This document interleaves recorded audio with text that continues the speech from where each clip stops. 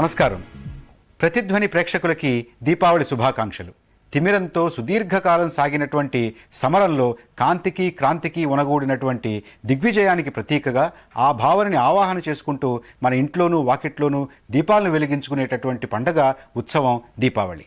ఈ దీపావళికి మన వేదాలలో, ఉపనిషత్తుల్లో, పురాణాల్లో, ఇతిహాసాల్లో ఉన్నటువంటి ప్రమాణాలు ఏమిటి, ఇది ఎలా జరుపుకుంటున్నాము, ఇవాళ చోటు చేసుకున్నటువంటి వికృతులు ఏమిటి, దీని యొక్క ప్రభావం మన పర్యావరణం మీద ఏ రకంగా ఉంది అనేటటువంటి విషయాల మీద ఇవాళ చర్చను చేపట్టాం.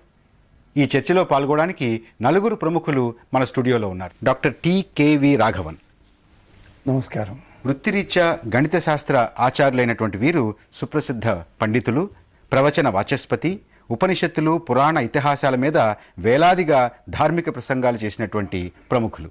శ్రీమతి పి. అనురాధారెడ్డి, ప్రముఖ పర్యావరణవేత్త, దీపావళి సందర్భంగా వెలువడే కాలుష్యం మీద ప్రత్యేకంగా అధ్యయనం చేసినటువంటి సామాజిక కార్యకర్త. Doctor N. అనంతలక్ష్మి, వృత్తిరీత్యా తెలుగు అధ్యాపకురాలు, రాధాతత్వం మీద పరిశోధన చేసినటువంటి వీరు వందలాది ధార్మిక ప్రసంగాలు, ప్రవచనాలు చేసినటువంటి వారు. ప్రొఫెసర్ ముదిగొండ శివప్రసాద్, సిప్రమునిగా సుప్రసిద్ధులైన వీరు చారిత్రక నవలా చక్రవర్తి, వందలాది తెలుగు నవలలు రాసినటువంటి వారు, భారత్, గ్రీస్ సంస్కృతుల మీద తులనాత్మకంగా పరిశోధన చేశారు. ప్రొఫెసర్ శివప్రసాద్ గారు, మీతో ప్రారంభిద్దాం. అసలు దీపావళి యొక్క మూలాంకన ఏమిటి, ఇక్కడ మనకున్నటువంటి ప్రమాణాలు ఏమిటి, ఖగోళ శాస్త్రరీత్యా మనకున్నటువంటి ప్రస్తావనలు ఏమిటి? ప్రభాకర్ గారు, ఇందాక మీరు ఒక మాట అన్నారు, తిమిరంతో పోరాటం అని. దాన్ని మనం పునరుక్తం చేస్తే దీపావళి అన్నటువంటిది తిమిరంతో సమరం అని చెప్పవచ్చు. దీపావళి అంటే ఏమిటి? దీప అంటే జ్యోతి, ఆవళి అంటే సమూహము. ఈ జ్యోతులన్నీ ఎక్కడున్నాయి?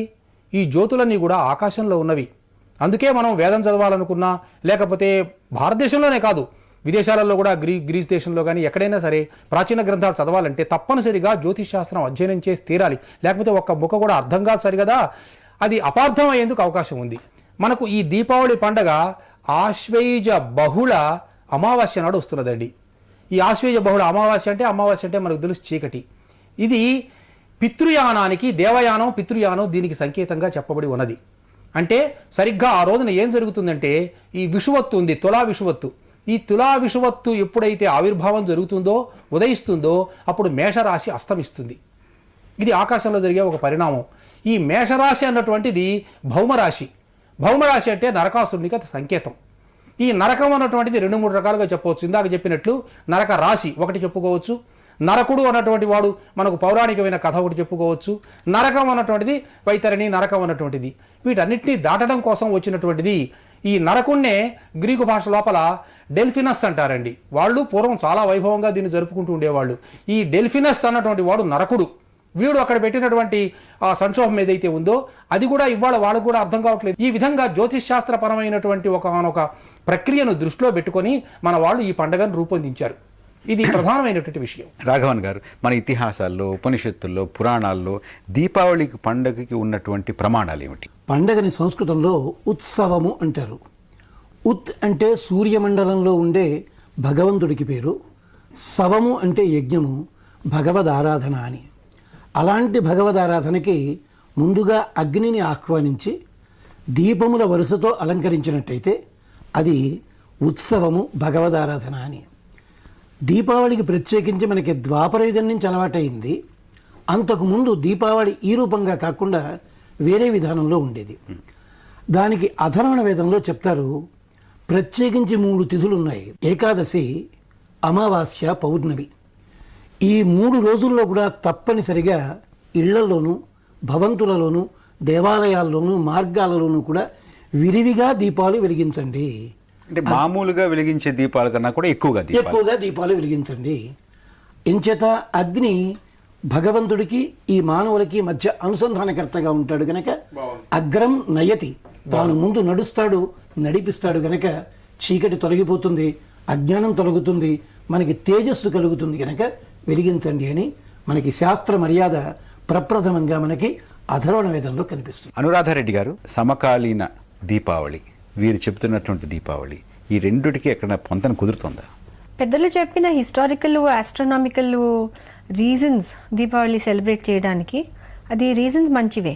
కారణాలు మంచివి, ఎందుకంటే దాంట్లో చాలా డీప్ మీనింగ్స్ ఉన్నవి. కానీ ఇవాళ ప్రస్తుతం మనం దీపావళిని ఎట్లా చేసుకుంటున్నాము, అది మనకు అసలు ఆ స్ఫూర్తి ఎక్కడైనా కనపడుతున్నదా? చాలా మందికి అది ఎందుకు అసలు రీజన్స్ తెలియటం లేదు. దీపం వెలిగిస్తే అది ఎన్లైటన్మెంట్, నాలెడ్జ్. ఏ రిలీజన్లోనైనా వాళ్ళు దీపం ముట్టిస్తారు. క్రిస్టియానిటీలోనైనా, ఇస్లాంలోనైనా, జూయిష్ రిలీజన్లోనైనా, పార్సీస్ అయినా వాళ్ళు అగ్నిని పూజించి వాళ్ళు దీపాన్ని రికగ్నైజ్ చేస్తారు. అటువంటిది ఇవాళ మనము ఆ స్ఫూర్తి ఏంటో తెలియటం లేదు సరిగా. అనంతలక్ష్మి గారు, దీపావళికి లక్ష్మీదేవికి ఏమిటి సంబంధం? పాల సముద్రాన్ని తరచినప్పుడు అమావాస్య నాడు లక్ష్మీదేవి అందులో నుంచి ఉద్భవించింది అని చెప్తారు. త్రయోదశి నాడు ధన్వంతరి జన్మిస్తాడు. తర్వాత నరక చతుర్దశి నాడు నరకుని సంహరించిన కారణం ఉంది. ఆ తరువాత అమావాస్య నాడు లక్ష్మీదేవి ఆ పాల సముద్రంలోంచి జన్మించిందని, అది ఆవిడ పుట్టినరోజని అది చేసుకుంటూ ఉంటారు. లక్ష్మీదేవి అంటే సంకేతము, లక్ష్మ, గుర్తు అని అర్థం. అన్ని శుభలక్షణాలకి ధనత్రయోదశి అంటే ఆ రోజు ధన్వంతరి జన్మించినటువంటి రోజు.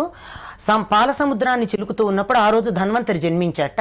అందుకని ఆయన్ని గనక మనం పూజించుకున్నట్టయితే అపమృత్యు భయం ఉండదని, అన్ని ఆరోగ్యాలు, అన్ని లక్ష్ముల్లోకి గొప్ప లక్ష్మి ఆరోగ్యం గనక ఆరోగ్య లక్ష్మి మనకి కావాలి అని చెప్పి ఆ రోజు ధనత్రయోదశిగా చేసుకుంటూ ఉంటారు. దానికోసం ఎప్పుడైతే ధన్వంతరిని మనం పూజించుకుంటూ ఉంటామో ఆరోగ్యం కావాలి అంటే యముడి యొక్క అనుగ్రహం కూడా మనకు కావాలి. అంచేత యముడిని కూడా ఆ రోజున పూజిస్తారు.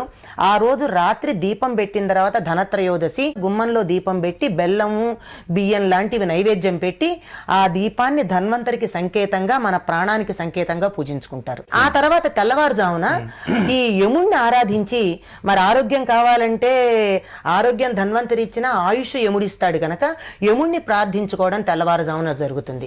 అందుకని సూర్యోదయానికన్నా ముందు నరక చతుర్దశి నాడు అభ్యంగన స్నానం చేసి యముడికి తర్పణాలు ఇచ్చి యముణ్ణి, చిత్రగుప్తుణ్ణి కూడా ప్రార్థించుకునే సంప్రదాయం ఉంది. రాఘవన్ గారు, ఈ ఉత్తర భారతదేశంలో, దక్షిణ భారతదేశంలో, తూర్పున, పడమరన రకరకాలైనటువంటి సంప్రదాయాలుగా మనం దీపావళి చేసుకుంటున్నాం. వీటి యొక్క వైవిధ్యం ఏమిటి?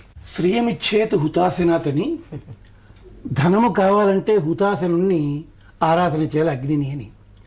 అందుకని దీపావళి ప్రత్యేకంగా లక్ష్మీ పూజ చేస్తారు.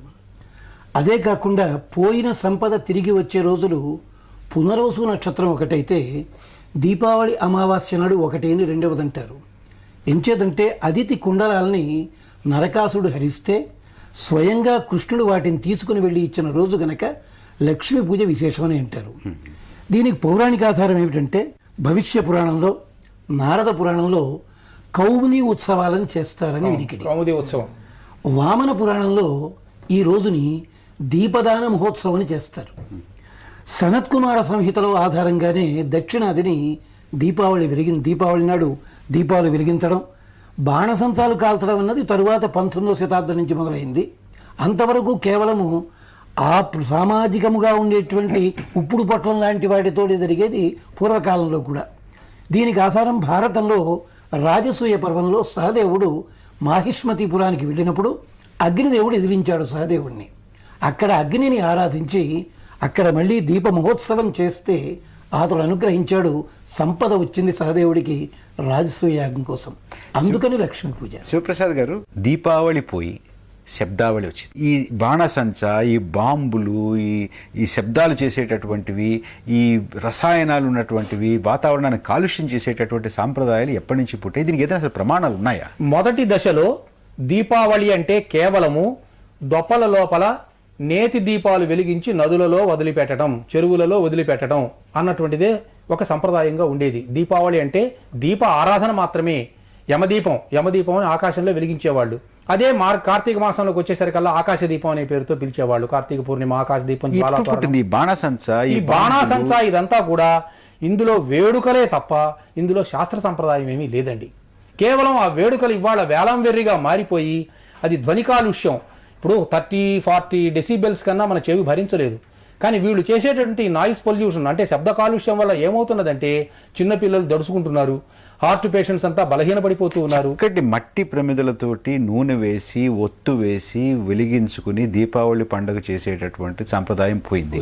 వాడు ఉన్నటువంటి పరిస్థితుల్లో అసలు పశువులు పక్షులు వీటికి సంబంధించి అసలు మామూలుగా ఉండేటటువంటి మనుషులు కూడా ఉండేటువంటి భరించలేనటువంటి శబ్దాలతోటి వాళ్ళు పండుగ చేసుకుంటారు. వేదంలో ఒక మంత్రం సాధారణంగా దానికి ఉపయోగించరది, ధూపాన్ని ఇస్తూ చెప్పే మంత్రం అది. ధూరసి ధూర్వ ధూర్వంతం యో అస్మాన్ ధూర్వతి తం ధూర్వ యం వయం ధూర్వామ. అది యుద్ధరంగానికి వెళ్ళేటప్పుడు శత్రు ఉచ్చాటన కోసం అని చెప్పి అగ్ని ప్రార్థన చేస్తూ మేము ద్వేషించే వాళ్ళని మమ్మల్ని ద్వేషించే వాళ్ళని కూడా నీవు జయించాలి అని రణభేరి మ్రోగించేవారు.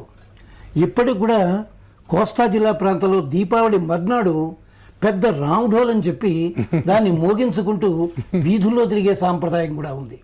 అంటే కేవలము దుష్ట శక్తులని దుర్మార్గుల యొక్క దుష్టభావాల్ని తొలగించడానికి మృదంగ భేరి ఇలాంటి వాద్యములతో ధ్వని సృష్టించాలని మనకి వ్యాఖ్యాతలు చెప్తారు. అలాంటిది కాస్త ఆ మంగళకర ధ్వనులన్నీ పోయి అమంగళకర ధ్వనులన్నీ కూడా ఈ బాణసంతాతోటి రావడం అది ఇంగ్లీష్ వాళ్ళ పుణ్యం. అక్కడి నుంచి మనకి ప్రారంభమైంది. కేవలం 19వ శతాబ్దం ప్రారంభం నుంచి మనకు వచ్చాయి ఇవన్నీ. అనురాధారెడ్డి గారు, పాత రోజులలో దీపావళి సెలబ్రేట్ చేసినప్పుడు ఇంతమంది అపార్ట్మెంట్స్ లేవు, ఇంత దగ్గర పబ్లిక్ ఉండలేరు. ఏదో పటాకులు కాల్చుకుంటే అది పక్కోనికి ఆపోజిట్ వానికి అది ఎఫెక్ట్ కాలేదు, ఆ నాయిస్ పొల్యూషన్ అనేది అది తెలియలేదు. అటువంటిది ఇప్పుడు అన్ప్లాన్డ్ సిటీస్లలో డెవలప్మెంట్ అయ్యి ఆ ఫ్లాట్స్లలో ఒక 500 పీపుల్ ఒక బిల్డింగ్లో ఉండి పైన రూఫ్లో వాళ్ళు క్రాకర్స్ బర్న్ చేసి కింద పడేస్తే ఆ పక్కనోనికి ఏమైతుందని తెలియదు. కోట్లాది రూపాయలు. ఇంకొక ఆస్పెక్ట్, ఈ ప్రొడక్షన్ ఆఫ్ ఫైర్ వర్క్స్ లో చైల్డ్ లేబర్ యూజ్ చేస్తున్నారు. అయితే ఒకసారి బాల కార్మికులను వాడి అది ప్రమాదాలకు గురి కావడం, చాలా మంది పోవడం, అవయవాలు పోగొట్టుకోవడం, లక్షలాది రూపాయలు మనం దహించడం ప్రతి సంవత్సరం. 2 years కింద మనకి ఇక్కడ పెద్ద ప్రమాదం జరిగింది హోటల్లో. ఆ కింద బేస్మెంట్ లో వాళ్ళు ఫైర్ క్రాకర్ స్టోర్ చేస్తున్నారంట. ఈ ఫైర్ సేఫ్టీ రెగ్యులేషన్స్ మనకు రూల్స్ తెలియకుండా అవన్నీ మనం చేస్తా ఉన్నాం. ఈ సో మెనీ ఆస్పెక్ట్స్ వస్తాయి వీటికి. ఇప్పుడు వాళ్ళు విసిరేసే బాంబులు అవి దీపావళి బాంబులో టెర్రరిస్ట్ బాంబులో తెలియనటువంటి పరిస్థితులు. దీపావళి సంస్కృతి అనే అంశం మీద చర్చను చూస్తున్నాం. ఇప్పుడు ఒక చిన్న విరామం.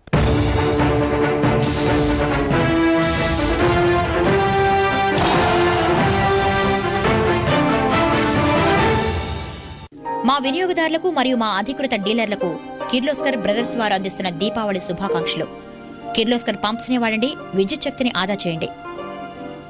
మిద్దెలోని బుల్లెమ్మ నిన్ను పేదను వలచావెందుగే,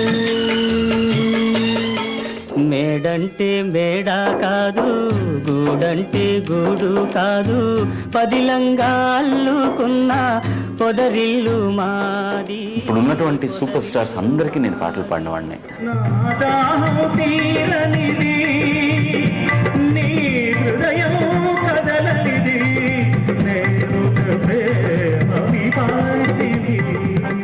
ఇదంతా సంగీతం అనుకుంటే మనం ఇందులో ఎంత మాత్రం నేర్చుకున్నాం, మనకి ఎంత వచ్చు అని ఒక్కసారి బేరీజ్ వేసుకుంటే సముద్రంతో వీఆర్ నథింగ్. సంపృక్తౌ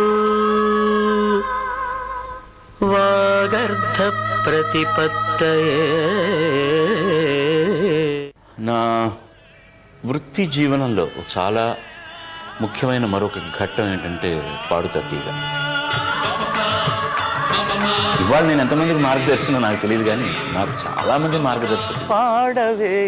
ఎస్పి బాలసుబ్రహ్మణ్యం ఈ వారం మన మార్గదర్శి.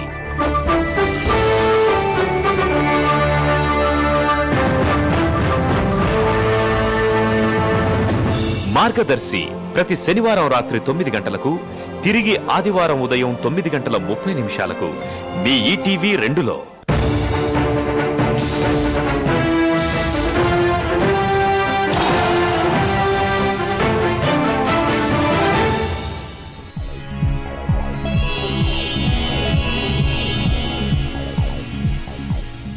శివప్రసాద్ గారు, పాశ్చాత్య దేశాల్లో మన లక్ష్మీదేవి, గణపతి వీటిని చెప్పుల మీద లేకపోతే మరో చోట వేస్తున్నారని మనం చాలా దాన్ని ఆక్షేపిస్తున్నాం, మనం తప్పు పట్టుకుంటున్నాం. కానీ మన బాంబుల మీద, మన టపాకాయల మీద, వీటన్నిటి మీద కూడా ఆ రకమైనటువంటి దేవుళ్ళ యొక్క బొమ్మలు వేసి మనం కాలుస్తున్నాం. ఆ రకమైనటువంటి ఎవరు అభ్యంతరం చెప్తున్నటువంటి వాళ్ళు లేరు కాబట్టి వాళ్ళు ఆ రకంగా చేస్తూ ఉన్నారు. ఎవరో నాకు ఇవాళ భారతదేశం యొక్క పరిస్థితి ఏమైపోయిందంటే, మన పార్లమెంటరీ డెమోక్రసీ సిస్టమ్ లోపల రాస్తా రూకోలు చేసి బస్సు అద్దాలు పగలగొట్టి ఏదో పెద్ద విప్లవంలాగా తీసుకొస్తే తప్ప జనం వినటం లేదు. చక్కగా మన సాంప్రదాయానికి అనుగుణంగా, మన సాంప్రదాయం ఎప్పుడు కూడా పర్యావరణానికి మైత్రితో ఉన్నటువంటి సాంప్రదాయం, ఆ రకంగా దీపావళి జరుపుకోవాలి అని అంటే ఎలా చేయాలి? చక్కగా మనం ఈ దొన్నెల లోపల, దొప్పల లోపల ఈ ఆముదపు దీపాలు లేకపోతే నేతి దీపాలు పెట్టి వాటిని నదులలో కానివ్వండి, చెరువులలో కానివ్వండి, సరస్సుల్లో కానీ వదిలిపెడితే అంతకంటే మరొక దీప ఆవళి అంటే అర్థం అదేనండి.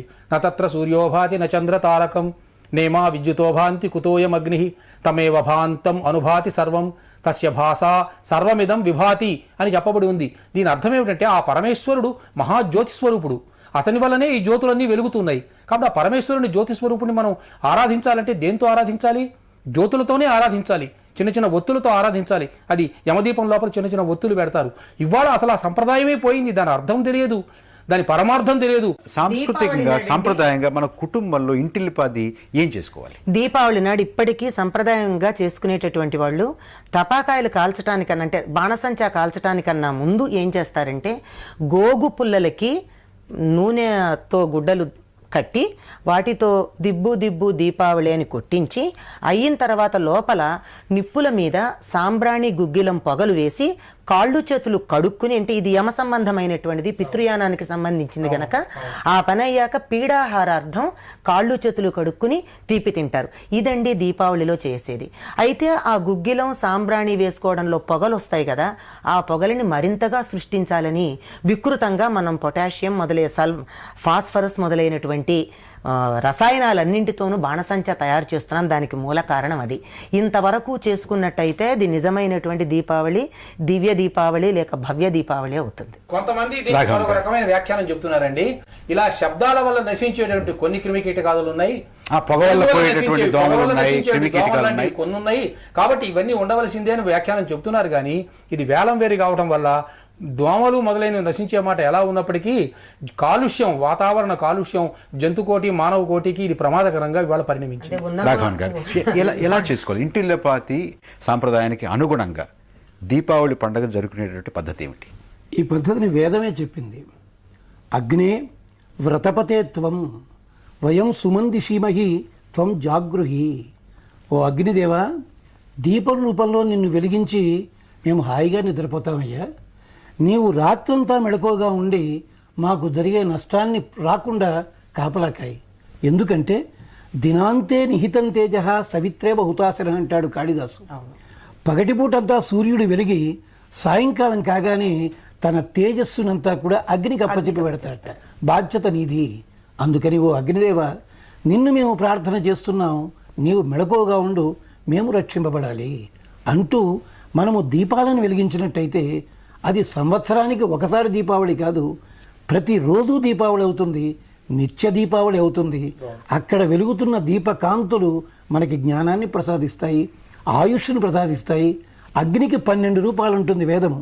అందుకని 12 రకాల దీపాలను చెప్పింది భవిష్యోత్తర పురాణం చెప్తుంది, స్కాంద పురాణం చెప్పింది. అలాంటి దీపాలు వెలిగించి మనమంతా దీపావళిని సక్రమంగా జరుపుకుంటే అప్పుడు మన సాంప్రదాయాన్ని గౌరవించిన వాళ్ళం అవుతాం. నా దృష్టిలో ఏమంటే, మనం దీపావళి రోజు లెస్ అడ్వాంటేజ్డ్ సెక్షన్ ఆఫ్ సొసైటీ, అంటే ఆర్ఫనేజెస్లలో, అనాథాశ్రయాలలో పిల్లలు, ఓల్డ్ ఏజ్ హోమ్స్లలో ఎల్డర్స్ ఉన్నారు, వాళ్ళకి పిల్లలు లేరు, ఎవరు లేరు, అటువంటి ప్లేసెస్కి పోయి వాళ్ళతో సెలబ్రేట్ చేసుకునాలి, వాళ్ళతో ప్రేమ పంచుకునాలి, వాళ్ళకి ఏదైనా ఎప్పుడు దొరకనివి ఫుడ్ తీసుకుపోయి ఇవ్వాలి, వాళ్ళతో భోంచేసి వాళ్ళతో కొంచెం టైం అక్కడ సెలబ్రేట్ చేయాలి. అది నా దృష్టిలో దీపావళి. అనంతలక్ష్మి గారు, సత్యభామ యొక్క ప్రాధాన్యత ఏమిటి? దేనికి ప్రతీక? సత్యభామ భూమికి ప్రతీక అండి, భూదేవికి ప్రతీక. నరకుడు భూదేవి యొక్క కుమారుడుగా అని అనుకున్నాం, ఇందాక చెప్పుకున్నాం. యజ్ఞవరాహ అవతారంలో యజ్ఞవరాహ స్వరూపంగా ఉన్న విష్ణువుకి భూదేవికి జన్మించినటువంటి వాడు నరకుడు. తల్లి యొక్క ఆస్తులన్నీ అనుభవించే హక్కుండి కూడా దుర్వినియోగం చేసుకున్నాడు. కాంతి తాను అనుభవించవచ్చు కానీ తాను అనుభవించటంతో ఆగిపోకుండా ఇతరులకు వెళ్లకుండా అడ్డుపడ్డాడు. ప్రాగ్జ్యోతిషం మొట్టమొదట వెలుగురేఖ చూసేటటువంటిది ప్రాగ్జ్యోతిషం. దానికే కామరూపం అని పేరు, అంటే కోరుకున్నటువంటి రూపాన్ని పొందగలిగినటువంటిదేని. అక్కడ ఉండి ఈ శరీరమే నేను, ఇంతకన్నా ఇంకోటి లేదు అని భౌతికత మీద మాత్రమే ప్రాముఖ్యాన్ని ఉంచి దాని మీద మొత్తం తన దృష్టిని కేంద్రీకరించి తన పాంచభౌతికమైన శరీరం కోసం మిగిలినటువంటి అన్నింటినీ కష్టపెట్టినటువంటి వాడికి ప్రతీక నరకుడు. నరకం అంటే ఏమిటో వాడందరికీ ఇక్కడే భూలోకంలోనే చూపించినటువంటి వాడు నరకుడు. అటువంటి వాడు తన కొడుకైతే కూడా భూదేవి వాణ్ణి సహించలేదు. శ్రీకృష్ణుడు కాకుండా సత్యభామ నరకాసుడిని నిర్జించలేదండి. సత్యభామ నిర్జించలేదు, శ్రీకృష్ణుడే నరకాసురుణ్ణి వధించాడు. నరకాసురుడితో యుద్ధం చేసేటప్పుడు శ్రీకృష్ణుడు కొంచెం అలసిపోతే అతన్ని సేద తీర్చుకోమని చెప్పి సత్యభామ తాను కొంతసేపు యుద్ధం చేసింది. ఆ యుద్ధం చేసిన తర్వాత ఆయన తేరుకున్నాక తానే యుద్ధం చేస్తూ సత్యభామ వంక చూస్తూనే ఆవిడ అనుమతించినట్లుగా భావించుకునే నరకాసురుని సంహరించాడు. రాఘవన్ గారు, కృష్ణుడు సత్వగుణానికి సంకేతం. అలాంటి సత్వగుణ ప్రధానుడైన పరమాత్మ భూమిని తీసుకొచ్చిన వేళ అసుర సంఖ్య వేళ. అందువల్ల అలాంటి సమాగమం కారణం చేత భూదేవికేమిటి, పరమాత్మకేమిటి, నరకాసురుడి దుర్మార్గుడు పుట్టడం ఏమిటి అంటే సత్వగుణ ప్రధానము కలిగిన వాళ్ళు చెయ్యకూడని పని చేసినట్టయితే కొన్ని వేల సంవత్సరములు సమాజాన్ని నాశనం చేసేలాంటి సంతానం కలుగుతుంది, జాగ్రత్త అని చెప్పి దాంట్లో ఒక సందేశం. అలాంటప్పుడు ఆ తమోగుణ ప్రధానుడైన వాడిని సత్యభామ, సత్యస్వరూపుడైన పరమాత్మ కాంతి యందు ఆసక్తి కలిగిన ఆమె సన్నిధిలోనే సత్వగుణ ప్రధానుడైన పరమాత్మ వధిస్తాడు. అంటే తాను చేసిన దోషానికి పరిహారము తాను చేసుకోవాలి. కానీ జరిగిన పని ఏమిటి? భూదేవత కోరినందువల్ల జరిగింది, అందుకని ఆమె సన్నిధిలోనే శిక్షపడాల్సి వచ్చింది. ఇది సమాజానికి ఒక సందేశము. పాశవికమైన ఆలోచనలతో ఉండకండి, కాలమును అనుసరించండి, కాలము యొక్క నియమాన్ని పాటించండి, సమాజానికి మేలు చేస్తారు. ఒక్క క్షణము గనక మీరు మనస్సుని పక్కకి మళ్ళిస్తే కొన్ని వేల సంవత్సరములు సమాజం నరకం అనుభవిస్తుంది, జాగ్రత్త. ఉత్తముడైన వాడికి ప్రహ్లాదుడు పుట్టాడు, సత్వగుణ ప్రధానంలో ఉన్నాడు గనక కొన్ని వేల యుగాలు బాగుపడ్డాయి. ఇక్కడ అది సందేశం చెప్పడానికి అక్కడ మనకి సత్యభామ, కృష్ణ పరమాత్మ యుద్ధరంగానికి వెళ్ళడం సంకేతమని మనకి సాంప్రదాయంలో పెద్దలు చెప్తుంటారు. నిజానికి భారతదేశంలో ఉన్న పండగలన్నీ కూడా వ్యవసాయక పండగలండి, పంటల మీద ఆధారపడేవి. ఏ ప్రాంతం వాళ్ళు ఇది మాకు ముఖ్యమైన పండగ అనుకుంటారో ఆ పండగలో 2వ రోజో 3వ రోజో పశువులకి పశుపాలకులకి కూడా కేటాయిస్తారు. ఇప్పుడు కోస్తా ప్రాంతంలోకి వెళ్ళినట్టయితే సంక్రాంతి పండగ పెద్ద పండగ, 2వ రోజున కనుమనుడు పశువుల పండగ చేస్తారు. మహారాష్ట్ర, ఈ హైదరాబాదు ప్రాంతాల్లో దీపావళి ముఖ్యమైన పండుగ, అందుకని పండగ మర్నాడు పశువులన్నిటికీ అలంకారాలు చేసి ఊరేగించడం చేస్తారు. ఇది ఆ రోజు ఎప్పుడో కృష్ణుడు గోవర్ధన పూజ అని చెప్పి దీపావళి మర్నాడు గోవర్ధన పర్వతాన్ని ఉద్ధరించాడని చెప్తారు. ఆ మర్నాడు అన్నకూటోత్సవం అని చెప్పి ఊళ్ళో ఉన్నటువంటి వాళ్ళందరూ తమ తమ ఇళ్లలో చేసినటువంటి పదార్థాలన్నీ తెచ్చి రాసిపోసి అందరూ సమానంగా పంచుకుంటారు, ఎవరేది తెచ్చారు అని కాదు. అంటే పంచుకోవడం అనేది, ఆత్మీయతల్ని పెంచుకోవడం అనేది పండగల యొక్క ఉద్దేశం. మనుషులకే కాక జంతువులకి, వాతావరణంలో ఉండేటటువంటి ఇతర వస్తువులకి, అంటే ఉదాహరణకి కొండ, గోవర్ధన పర్వతం అంటే కొండ, పర్వతాలు, చెట్లు, జంతువులు అన్నీ కూడా మనకి పూజనీయాలు అని చెప్పేటటువంటి పండగలు ఇవన్నీ భాగాలు. ఎవరు ఏది పండగ అయితే ముఖ్యమైన పండగ అంటే దాని పక్క రోజుని జంతువులకి, పశువులకి, వాటన్నిటికీ కూడా కేటాయించారు. అనురాధారెడ్డి గారు, మనం అసలు ఎలా జరుపుకోవాలి, మన సాంప్రదాయాల్లో ఎలా ఉంది అన్న దాని దగ్గర నుంచి ఎంత దూరం వెళ్ళిపోయామో ఇవాళ మనం జరుపుకునేటటువంటి దీపావళి చూస్తే తెలుస్తుంది. దీని మీద సామాజిక కార్యకర్తగా మీరు కానీ మీ సహచరులు కానీ ఉద్యమించడం, ఇది మంచిది కాదు, ఇది తప్పు అనేటటువంటిది ప్రజలకు చెప్పడానికి ఏం ప్రయత్నాలు జరగట్లేదా? మేము ప్రయత్నిస్తుంటామండి, కానీ ఇవాళ పబ్లిక్ ఎట్లా అయిపోయింది, వినేవాళ్ళు తక్కువ. వాళ్ళకి ఏమన్నా వాళ్ళ మొబైల్ ఫోన్ రింగ్ ఇన్ వస్తుంది, లేకుంటే వాళ్ళు పండుగ అని 12 గంటలకు లేస్తారు. ఆ పొద్దున్న లేచి స్నానం చేసి పూజ చేసుకొని ఏదో పోయి మన చుట్టాలు పక్కల దగ్గర పోయొద్దామని అది ఆ కాన్సెప్టే పోయింది. ఇప్పుడు దీపావళి అంటే loud music, all night party, పొద్దున్న 12 గంటలకు లేవడం. అది ఇప్పుడు మనం ఎంత అని చెప్పినా అది వచ్చి వాళ్ళకి తాకిన రోజు వాళ్ళకి అది గ్రహించుకుంటారు. అప్పటి వరకు చెప్తే వాళ్ళకి ఎక్కదు. శివప్రసాద్ గారు, అనేక వందల ధార్మిక ప్రసంగాలు చేస్తున్నారు మీరందరూ కూడా, పెద్దలందరూ. ఏం చేస్తారు మీరు ఈ రకమైనటువంటి భావనను మళ్ళీ పునర్నిర్మించాలి సమాజంలో? మేము ఎక్కడ తీసుకున్నప్పటికీ ఇందాక మీరు అడిగినట్లు ఒక్క దీపావళి పండుగ విషయంలోనే కాదు, ఈ సామాజిక చైతన్యం అది సంక్రాంతి కానివ్వండి, ఉగాది కానివ్వండి, గణేష్ ఫెస్టివల్ కానివ్వండి, మన భారతదేశంలో ఉన్నటువంటి అన్ని ఫెస్టివల్స్లోనూ సామాజిక దృక్పథం ఉన్నది అన్నటువంటి అంశాన్ని ఆయా ఉత్సవాలు వచ్చినప్పుడు మేము చెబుతూ ఉంటామండి. వాళ్ళు వింటారు, ఈయన చాలా బాగా మాట్లాడాడు అనుకొని వెళ్ళిపోతారు. తెలివిగా మాట్లాడారు, చాలా చక్కగా మాట్లాడాడు, చాలా అందంగా ఉంది ఉపన్యాసం అనుకొని వెళ్ళిపోతారే కానీ వాళ్ళలో ఎంత మానసిక పరివర్తన కలుగుతున్నది అన్నటువంటిది మాకు చాలా అనుమానంగా ఉంది. అనంతలక్ష్మి గారు, కొంతమందిలో మాత్రం మార్పు తీసుకురాగలము అంటే కొన్ని లక్షల మంది మేము చెప్పినవి వింటే ఒక 10 మంది మారితే కూడా మాకు చాలా గొప్ప ఫలితం వచ్చినట్టే. అలా చెప్పినటువంటి విధంగా ఒక్కొక్క పండగని కానీ ఒక్కొక్క ఉత్సవాన్ని కానీ ఆఖరికి జాతీయ పండగలైనా సరే వాటి నిజమైనటువంటి ఉద్దేశంతో అర్థంతో చేసుకునేటట్టుగా కనీసం సంవత్సరానికి ఒక 10-15 మంది విద్యార్థులనన్నా తయారు చేస్తున్నట్టు నేను గట్టిగా చెప్పగలను. అంతవరకు నేను చేయగలిగింది. రాఘవన్ గారు, ధార్మిక ఉపన్యాసకుడిగా చేస్తున్న పని ఏమిటంటే ఒక్క దీపావళినే కాకుండా ఏ పండగ వచ్చినా దాంట్లో ఉన్న ప్రత్యేకతని ఏ గ్రంథముల్లో ప్రత్యేకించి వేదంలో ఎక్కడెక్కడ ఎలా చెప్పారు కొత్త దృక్పథాన్ని చూపించడం. అంటే అది ఉన్నదే మరచిపోతున్న వాటిని జ్ఞాపకం చేసే పద్ధతిలోనే ఉపన్యాసాలు చెప్పడం జరుగుతుంది. అంటే దీపం ఉన్నదానికి అర్థం ఏమిటి, ఎందుకు దీపం వెలిగిస్తున్నాం, ఏ పని చేసినా కూడా దీపాన్ని వెలిగించడంతోనే ప్రారంభిస్తున్నాం. ఇలాంటి విశేషాలని మాకు కళాశాలల్లోనూ ఎక్కడైనా అవకాశం వచ్చిన ప్రతి చోట కూడా ఈ కొత్త పంథాలో చెప్తే కారణం ఏంటి వినకపోవడానికి, ఎప్పుడూ ఒకే పద్ధతిలో చెప్తుంటే కిందసారి చెప్పిందే మళ్ళీ చెప్తున్నారు కదా అని వినటం లేదు. అంచేత చెప్పే విధానాన్ని కొంచెం మార్చి వాళ్ళ స్థాయికి దిగి వచ్చి చెప్పగలిగినట్టయితే తప్పకుండా మార్పు వస్తుంది. ఈనాటి యువతరం తార్కికంగా మనకన్నా తార్కికంగా ఆలోచిస్తోంది. వాళ్ళకి విషయాన్ని అందించటంలోనే లోపం ఉంది అని నేను చాలాసార్లు అనుకుంటూ ఉంటాను. అందువల్ల అందించే ప్రయత్నం చేస్తున్నాం. మేము అందించినప్పుడు ఇందాక చెప్పినట్టుగానే చాలామంది అనుకున్నంత 100% కాకపోయినా అందుకున్న వారు ఆచరించిన వాళ్ళు ఉన్నారు. మాతో పాటుగా ఈ విషయాన్ని ఇలా ఆచరించేటటువంటి వాళ్ళని కనీసం అంటే సంవత్సరానికి 10-15 అని చెప్పాను, మొత్తం మీద కొన్ని వందల మందిని వాళ్ళు ఇంకా కొంతమందికి చెప్పి కొన్ని వేల మందిని తప్పకుండా తయారు చేశారు. ఆ సమూహం ఉన్నది. ఇది ఒక దీపం నుంచి ఇంకో దీపం వెలిగించినట్టుగా వెళ్లాల్సిందే, టపాకాయలు పేలినట్టుగా విప్లవంగా వచ్చేది కాదు. అంటే ఈ దీపాలు వెలిగించడం అనేది ఒక ఎవల్యూషనే కానీ రెవల్యూషన్ కాదండి. ఒక దీపం నుంచి మరొక దీపం వెలిగించినప్పుడు మొదటి దీపం తన కాంతిని కోల్పోదు, కానీ ఒక దీపం 100 దీపాలుగా మారుతుంది. శాస్త్ర ప్రమాణాలకి, ఉపనిషత్తులకి, వేదాలకి, పురాణాలకి, ఇతిహాసాలకి మనం వైరుధ్యంగా వెళ్లాల్సినటువంటి అవసరం లేదు. కానీ సమకాలీన పరిస్థితుల్లో మనం ఈ పండుగని ఎలా చేసుకోవాలి అనేటటువంటి దాని మీద సమాజం పునరాలోచించాల్సినటువంటి అవసరం ఉంది. ఈ చర్చని ఇంతటితో ముగిద్దాం. రేపు మరొక ముఖ్యమైనటువంటి అంశం మీద చర్చతోటి ప్రతిధ్వని కార్యక్రమం మీ ముందుకు వస్తుంది. నమస్కారం.